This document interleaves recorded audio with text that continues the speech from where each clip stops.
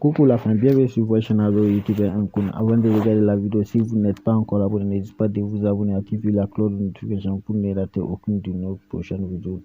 Aujourd'hui, nous allons parler de la guerre en Ukraine. Le président ukrainien a enfin décidé de négocier avec le président russe appelé Poutine.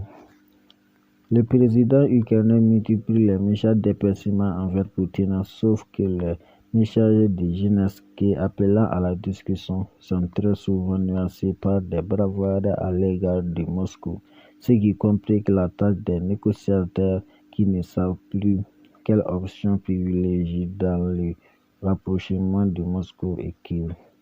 Zelensky revient-il à des meilleurs sentiments ou continue-t-il de distraire les Moscou avant d'obtenir quelques avions de l'Occident?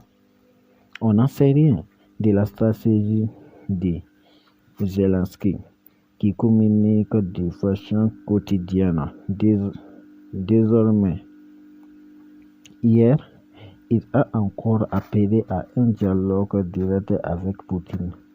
Le principe aurait été exclu selon plusieurs sources, mais Poutine veut connaître les intentions de son homologue ukrainien.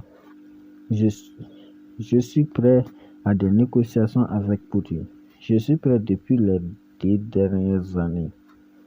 Et je pense que sans négociation, on n'arrêtera pas la guerre, a déclaré le président ukrainien Zelensky dans l'une de ses sorties, derrière celui qui indique être encore en Kiev sans que cela ne soit vérifiable, multiplie les agressions verbales et les actes de défiance envers Poutine.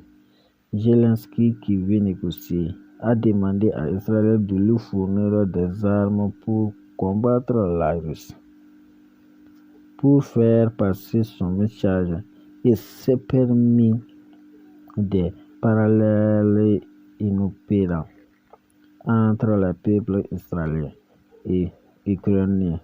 Zelensky veut avoir aussi les systèmes anti-missiles d'hommes de fer pour protéger le ciel ukrainien.